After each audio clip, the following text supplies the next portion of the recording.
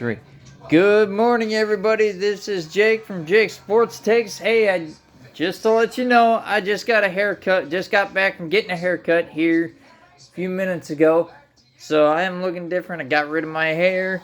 Got a little short do going. It'll help me in the deli. It gets hot in there, but it's still me. I just got a new hair. A little bit lost my hair. So everything's all good. But today on Jake Sports Takes, we're going to get into the NFL free agency signing period. Started yesterday. Pretty interesting day.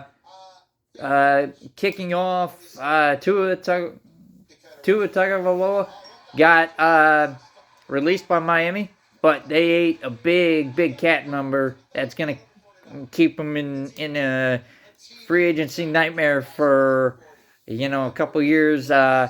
Then he landed on his feet and signed in Atlanta for a year to back up Michael Penix, which could be good for both. Could be good for both sides. A change of scenery for Tua and Penix getting a decent backup. The question is, are both these guys gonna be able to stay healthy? That's the problem. Atlanta did get a good, valuable backup because Penix has had a history of injury problems, and Tua, we have known, has had a problem with staying healthy himself. So we'll see what happens. But you know what? A lot of other stuff went down. Tyler Lindenbaum to Las Vegas for 3 years. I think that was a very smart pick by the pickup by the Raiders. They're trying to get their nucleus taken care of. I think it was a very smart move. Las Vegas is trying to get their nucleus taken care of. They need to get wide receivers. They did trade Max Crosby for first-round pick this year and next year, which was smart. I know it sounds crazy, but it was smart. Now you have the 1st and the 14th pick. Now you got some pieces to play with. You're going to get your franchise quarterback in Fernando Mendoza. Now you go get the next best thing. You either get another offensive lineman or you go get a wide receiver to help your new fresh-faced quarterback in the league so he's not on his butt. Kenneth Walker III, the MVP of the Super Bowl this past year, on his way to Kansas City. The Texans re-signed Danielle Hunter a couple days ago for a year, $40 million extension. Great job by them. David Montgomery coming to Houston. Ed Ingram remaining in Houston for 3 years and $43 million. I love it. I know he's a better run blocker, and I know the Texans sucked the run game. They did let mix and go when they signed Montgomery, but it was kind of not all that much of a shocker. I still think it was a great move. Trent Brown got re-signed. We'll see what happens with C.J. Stroud, Will Anderson, if they're going to get their max extensions, which I expect it to be very shortly. There's a lot more stuff to go down. We'll see what happens. Anyway, that concludes some free agents news. World Baseball Classic update. The United States, once again, last night, 5-3 over Mexico. They are undefeated in the Group B stage. With a win over Mexico. They play Italy later tonight at 8 on Fox Sports 1, if anybody wants to watch that. Skeens had a very good game. It would have... I'm going to say this. I like the 65... the pitch count of 65. The pitch limit. I think it's smart because a lot of these guys are Major League Baseball players, and they're getting, in spring training. So I think it's smart for them to have a little bit of a pitch limit. Do I think that they could have pitched him longer if they could? Yes, absolutely. I think he could have gone way deeper. But Tarek Skubal did leave Team USA to go back with the Tigers, but it makes sense because he is because he is a free agent after this year, and he's going to get a big contract somewhere. Aaron Judge. Anyway, so I think it is smart. Aaron Judge, Captain America, another dinger last night. Roman Anthony with a home run. Blake Witt made two phenomenal plays on defense. Great job by him. Mark DeRosa actually came out point blank and said, I made a mistake not playing him more in the last World Baseball Classic. But when you have a shortstop like Trey Turner, it's hard to play both of them.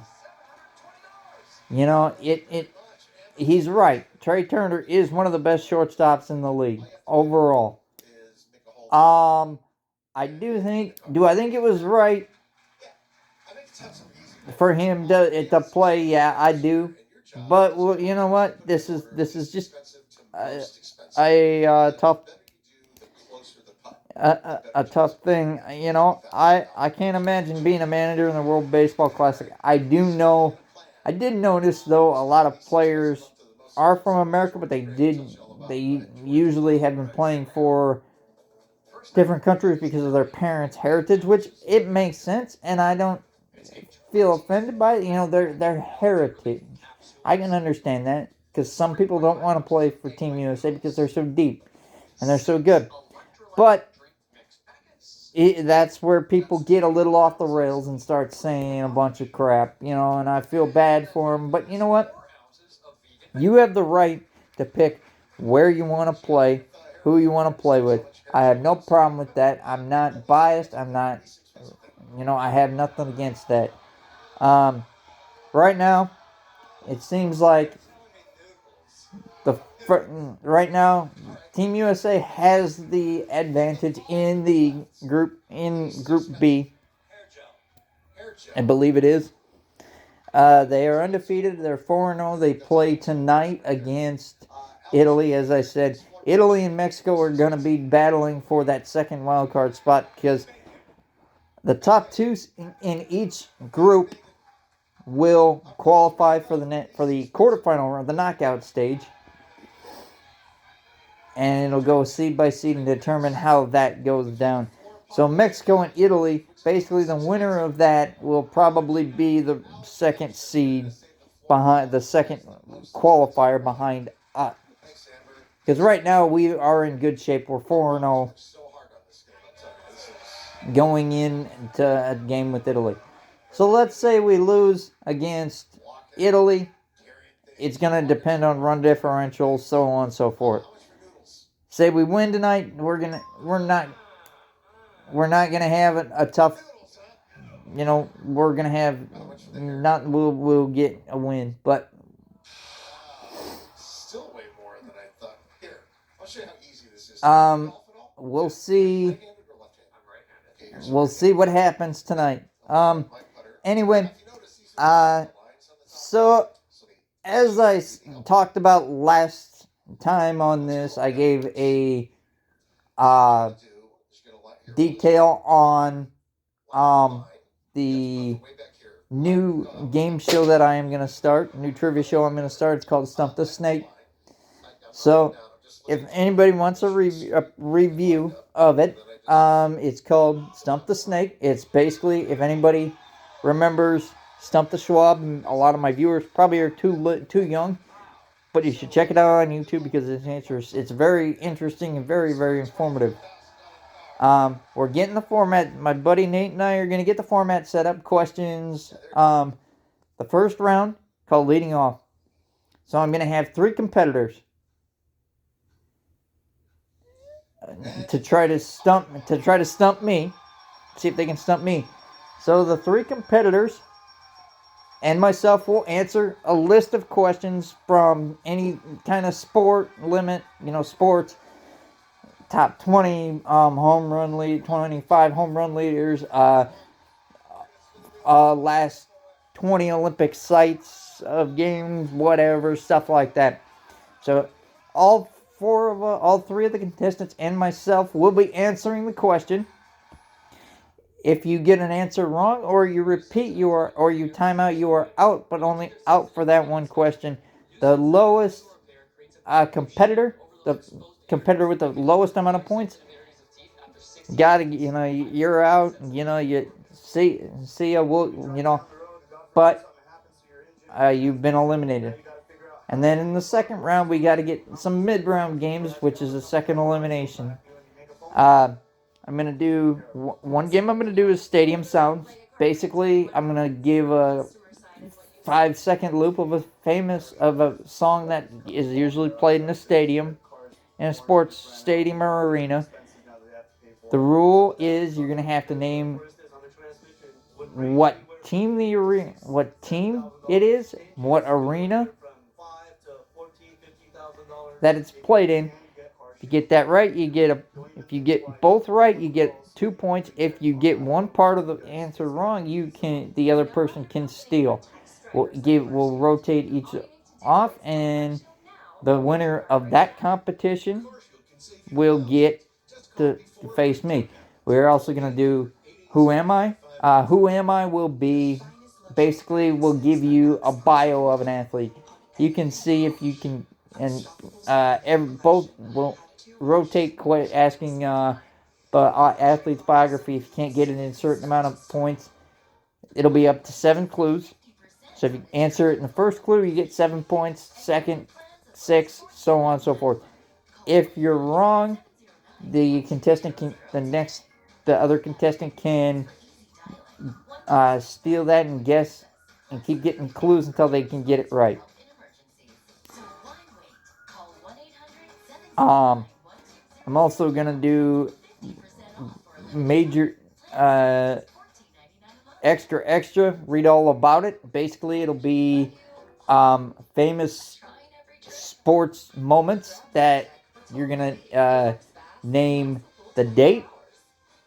We'll give you some part of the article, and they're going to be, some of it's going to be wrong, some of it's going to be correct. That competitor is going to have to correct what date or where it was located, and we'll get that situated when we figure it out. And there will be,